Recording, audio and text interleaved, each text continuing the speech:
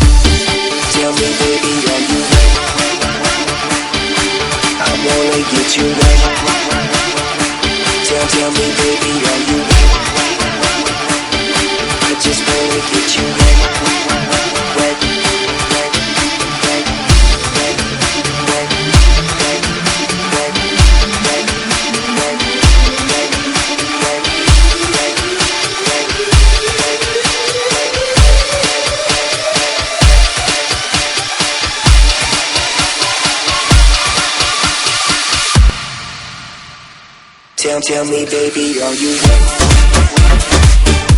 I wanna get you wet. Tell me, baby, are you wet? I just wanna get you wet.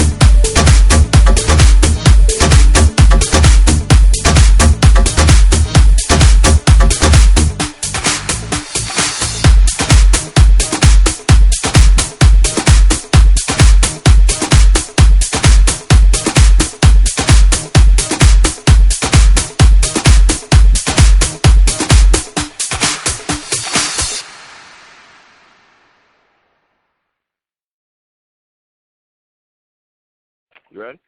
Yeah. What's going on? It's D King, Don and the King. Be timid. When I'm chilling with my man Burke, I'm on PalTV.net. You already know, 7:30. Yeah, what's good? It's your boy Young Birch, PalTV.net. I got the homie D King on the line. What's good, baby? What's good with you, brother? Chilling, man. I see you got the video popping. It's been all over the web. It's like the last 2 weeks. You want to talk about the single?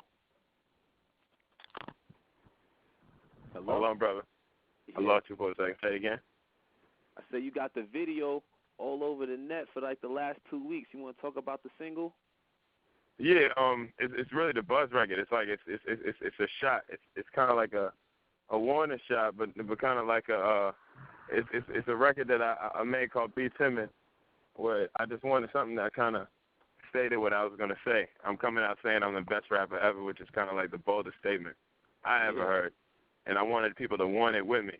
So I wanted it to be like a something that the DMV could get behind, being that it's like an underdog area, and it's something that the whole hip hop could get behind because kind of everything's kind of under construction and people trying to figure out what direction it's going. I wanted something. The XXL cover had just come out the month before, and I wanted something that separated me from people who my age. So I wanted it to be kind of like a shout out that, like, you know, you'd be surprised when you do your research who's been in this game, even though we all kind of like looking for this new generation leader. So kind of the record kind of says what it is. And if you look at the video, it's the kids are with me. And a lot of people wonder, like, why the kids are with me. It's kind of like the young generation marching on the old. So it's kind of like out with the old, in with the new. You got to accept that. With time, things change. And, you know, the future is now. Everybody wants to be the future. I'm now. So I can't plan for the future. All right, well, there's a lot of new rappers that come out, you know, once in a while that always, well, not always, but they state that they're the best style or they're in the game. And, like, why should the audience believe that you're the best rapper out? Well, first of all, just like on some shit, unless you got a track featuring, you know, Biggie and you assigned to Tupac, you probably don't have a better story than me. I've been through everything, you know, just to give you like a snapshot. My album's called Behind the Music, and people haven't heard of me yet. So I've been on everything from, you know, my first studio session before I met Jay was with KRS-One, MOP. A lot of the people who listening and criticizing never even heard of these people. You know what I mean? Second, you know, I've been in the studio, watched the Blueprint get made.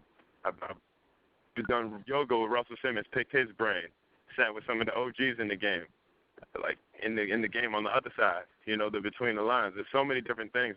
Whether you value trap side or rap side, whether you value style or substance, there's so much that I bring to this game called rap. And it's not just rap. It's just something that every generation needs somebody who's going to speak for it. And every emotion that a 25-year-old can feel, I'm basically soaking up in a sponge and then, you know, drying out the sponge in front of you. That's kind of like what this album is, this Behind the Music project is. So it's like, it's style and substance, it's marketability, it's street credibility, it's lyrical ability. I've thought about it longer than you can unthink about it, or longer than you can criticize it. You know what I'm saying? If you focus on anything for 10 years, you could do it. You feel me? And I just don't think people have a better argument than me. You know? Like, you just named a bunch of heavyweights. Like, what was it like working or meeting some of those people? I mean, you know, I was probably too young to understand the weight of it. Really, like, you know, it went from, like I said, when I first started this music thing, it was like, you know, Drew Hill, Maya, they were the only people from my area, the DMV, Baltimore, D.C., Maryland, you know, that had any sort of foothold in the industry. So there was no inspiration to look after. I got signed to Carter Faculty, which was Jay's business partner, Ty, and his cousin, B.I.'s label, on July 18, 2001.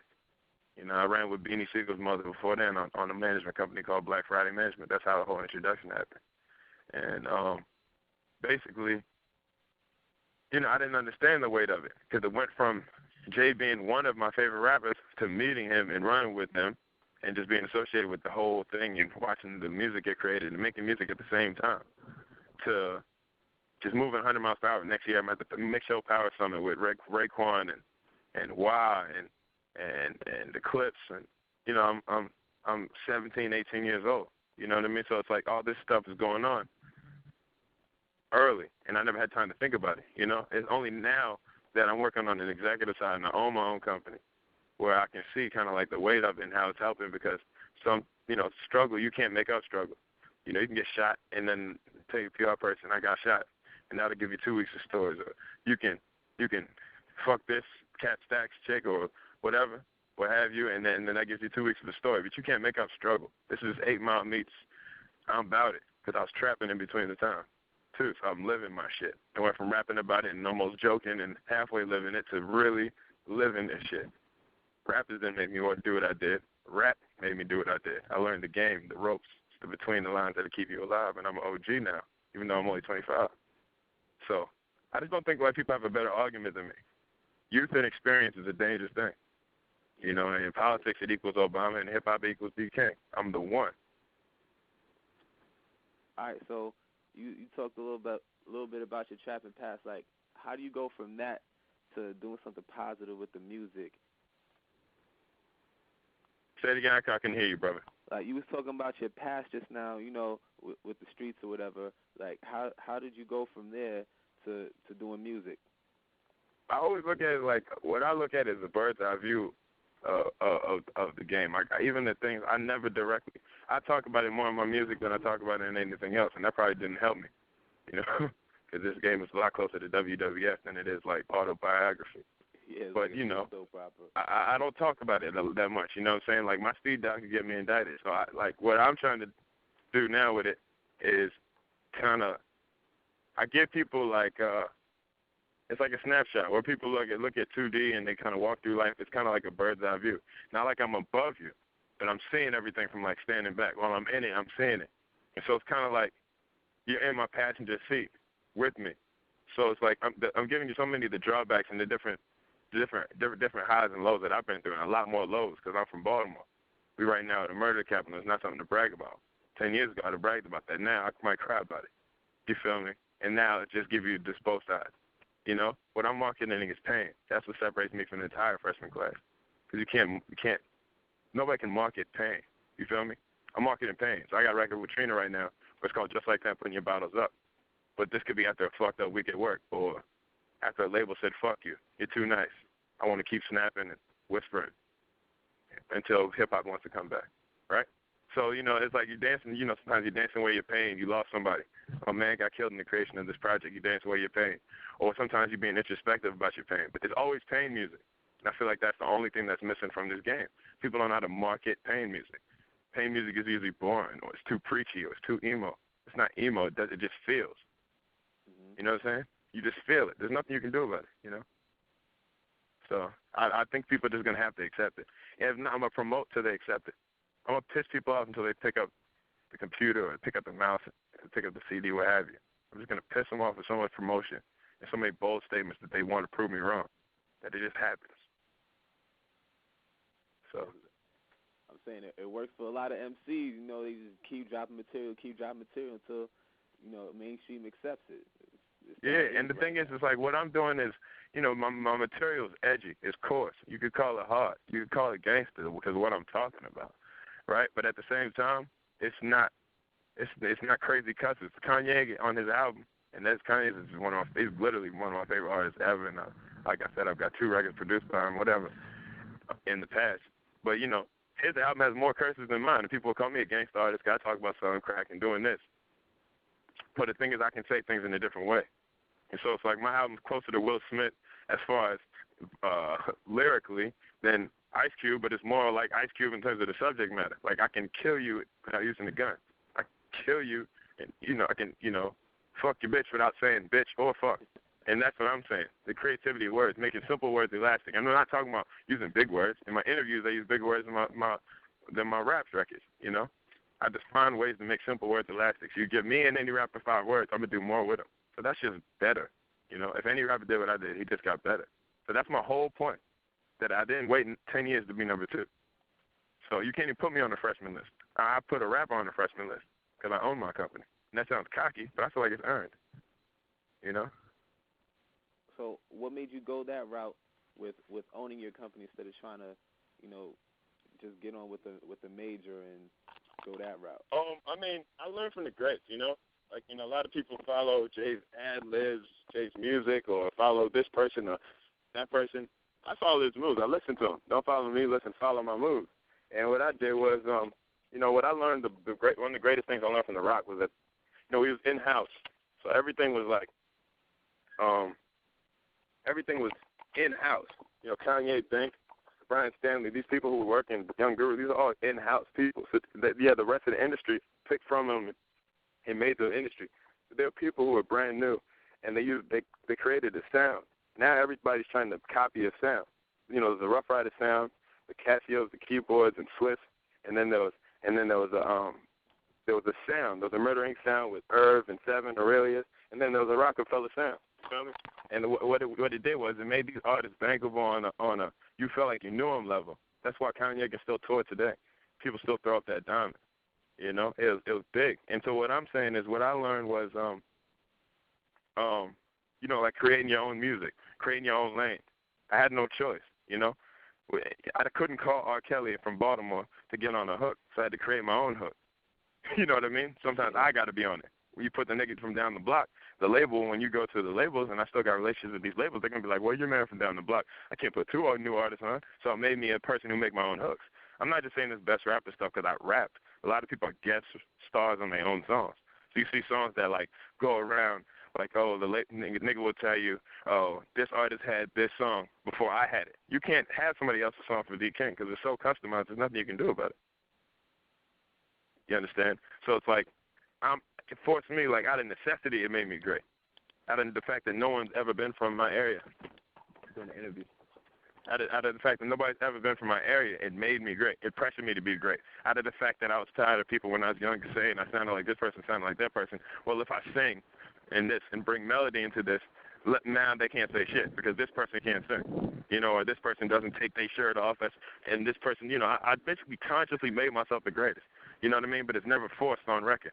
But I think about every aspect about what somebody's going to criticize. And so that's kind of like, out of necessity, what made these things happen. You know? Who's going to really put me down with their clique? Other than somebody on a J stature. I'm a threat to them. You can't stand next to that fire. You know? Because I'm going to make a better record than you, bigger, and it's going to be more marketable. I'm not going to cuss. I'm going to get more sponsorships. I'm going to talk more shit, and people are going to believe it. I'm from Baltimore, and I'm from International. So it's too much of a threat. You rather put a nigga from your block who's not going to sell, you blame him, tax write-off. I know the game. So I had to become an owner. There was no choice. I had no choice. You know? I had a little bit of bread, and, you know, and then I just had a vision. It's about vision and execution. I felt like starting my own label was the only way to do it. Who's going to know how to put me out? You can't tell me, you know, my man who got killed during the creation of this project, that his story can't be told because it's not marketable. So I'm going to find a way to market. You know, you don't know my man. So you being at the label be like, well, your man's story, he can't make it on the disc. Now the disc isn't complete. So the only way you can be that boneheaded and stubborn is by paying for your own shit. And I'm not broke. So there you go. Well, are there any barriers or disadvantages to coming out of your area from Baltimore? Yeah, big time. There's a whole like the divide of the DMV is big, you know. Like I've been fortunate enough to be having like people who I run with from every pocket of the DMV, from DC, Maryland, and Virginia. Like just getting money and moving around and going to school, even seeing all different sides of everything. Just got kind of exposed to different people in the DMV. Most Baltimore artists never even been to DC or Baltimore people. It's just like a divide that started in the 80s with the drug game and kind of fucked a lot of things up. But being that I spent so much time in DC too, I kind of like feel like I kind of absorbed the pain from all over the area and understood the similarities more than the differences. And so the hard thing about being from Baltimore is that you can't develop a hip-hop scene because it's too street. And street and hip-hop aren't necessarily the same thing. That's what people will find out. Not, they used to be. But it's kind of like there's a separation now. And so it's like when Keeping It Real goes wrong, that's Baltimore. You know, we go too hard, you know. They watch The Wire, we live The Wire, you know. You're better off watching it and writing about it than living it. If you live in it, it's kind of hard to go to the booth. You know, you can't have a world star or a split TV type person who's creating a hip-hop scene because people are going to take the cameras. You can't do this because the club will get shot up. And that's the element of just the poverty. It's not because the people are terrible. It's just because the things are terrible, the elements. This is what it is. And so until that changes, the hip-hop scene can't change. Because we still in the 80s type, the 90s type-ish, where that's where we on. And you know exactly what I'm talking about. And I could, you've seen it. It's sad, you know. No one's penned it, but here I am to just kind of give you the pain of it and how it can be flipped around on his head and be looked at as something positive. You know? I don't feel like anybody else can do it, and not necessarily discrediting nobody from Baltimore. I feel like we have to show a different side of Baltimore so that people can appreciate all sides of Baltimore. We have to show how big somebody from Baltimore can be. You feel me? So I can motivate them. Because we haven't seen nobody from our area pop, so it's just like it's so unbelievable. People in the DMV are they think it's so far-fetched from somebody from their area to pop, so I'm trying to pop all over. so that they know I'm here. Yeah, so you had a lot of kids in your video, like you said. Do you like do anything to reach out to them or to help them or like anything to inspire them? Yeah, I actually got a program called Teach Hip Hop that I'm starting with my business partner Rudy Gay. He's from the Grizzlies. Whatever. We went to high school together. So Okay. it's like an after-school music program still in development and whatnot. And where I'm just going to kind of weave in some of my people who I know from the industry, be it executives, producers, rappers, songwriters, singers, and just kind of motivate the kids behind that. Because I feel like alternate education, some of these music programs that they're cutting are like, you know, kind of pushing people towards the streets. You can't blame the result, you know. You got to start from the source. And I feel like the source is the kid. And so, like, I wanted to touch on that. Like, you know, people in the rap game, people think these dudes is street or what have you. You know, like I said, myself included, you know what I'm saying? People think that these dudes, that we as bad as it gets, but you look at the other countries, like we still a progressive country. You look at Panama and some of the things that go on there, and looking at the history and the canal and whatnot, and it's still 507. They still struggling over there. They still third world country. I wanted to touch on the, you know, it's kind of like had a city of God type thing, and I wanted to touch on like they, you know, like what they go through. You know what I mean? Kind of just show you their country and the different colors and the carnival, show you, you know, the happiest times, and then to show you the hood. I went to the hood, the barrio. You know, they call that 507, where shit go down there. Yeah. You know, and to show you the other side, the flip side of the coin. To show you it gets worse than even Baltimore. So that's really what I was trying to do, and with the, you know, with the kids, that's what they represented.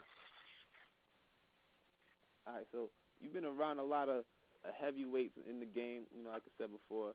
So how does D King choose somebody to work with now? Because I know me, like, if I'm with The Rock, like, I'm not gonna necessarily just work with anybody. Like, how do you choose to work with somebody? It's hard on my own projects because it's hard on any project. Like if I do a project with somebody else, I'll be lying to them if I can give them my full effort. If I don't even like the hook, like it really starts from like the hook and the production on the record. So for other people, I have to really respect them either on a street level, on a personal level where they show me some love, or on a lyrical level. And I go in that order because it's really hard for me to appreciate you on a lyrical level or on a musical level because it's like, you know, I perfected a craft that no longer exists. People don't care about MCing until like 2 years ago. Everybody started talking about this rap coming back shit. So I really can't really collaborate with most people. I collaborated with Trina because Trina's dope as hell, and I respect anybody who's an OG and a vet in this game. And I'm from Baltimore where we grew up with everything from 3-6 to Wu-Tang. So we didn't really have a coast to claim to. We kind of rode whoever was killing at the time. And I was born 85, so like a nigga like me, like West Coast when it was popping, a nigga like me, like South when it was popping, like in New York. So I kind of got a smorgasbord. It's kind of like being from Chicago or Detroit or some shit. You can't really tell where I'm from or Kanye from.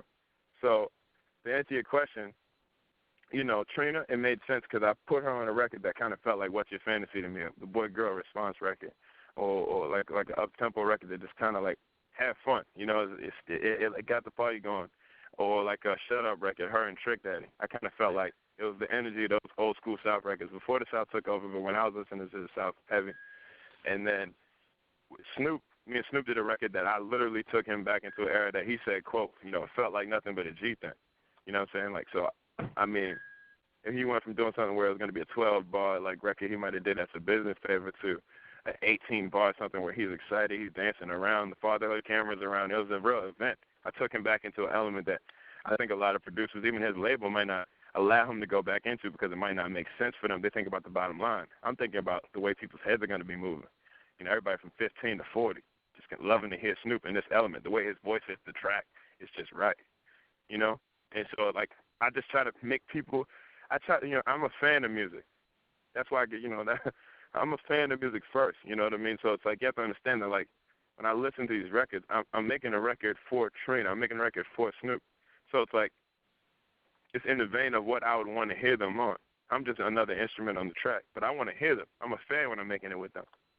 So I become selfless about it because I love these artists. I love these people. Pusha T, Tierra Marie, I like their work. And I wanted to use the stars that maybe ain't used all the time, you know. I don't want to use the typical stars because you're hearing them all the time. I wanted to show the best of the stars who I like. And I'm not saying I dislike the people who people use all the time. I just wanted to do something different because you expect that. You expect this feature, that feature. So I wanted to do something different. I think I brought the best out of them. So, as far as other people, most people won't work with me, let's be honest. I'm nicer than all these dudes. And I'm the only one who will say that because everybody else needs all these dudes. I'm paid. I'm just trying to do this for respect. I got all the liaisons I need. I know Jay. I need to know him, whatever. Executive level, Russell, these people, you know, there's so many people I know on the executive level who are over the rappers who people look up to. They look down on the people who people look up to. I really don't care about these dudes. Because if they fucked with me, they didn't fuck with me then when I was broke and when I didn't have shit or when I was 40 large in the street and I couldn't spend shit because boys was watching, like, then they don't need to fuck with me now. You know what I mean? We're not friends. I'm here to make ends. So my purpose is completely different. I can be the anti-hero. I have no problem being the Dark Knight. I just want to be the most respected. I want to have, the top spot, and I know that comes with envy.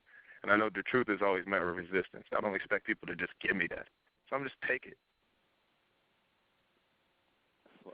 So it's just an aggressive sports mentality. And people are going to take it the wrong way, but they're going to listen either way. And once they have listened, they have a 50-50 choice. It's either yes or no.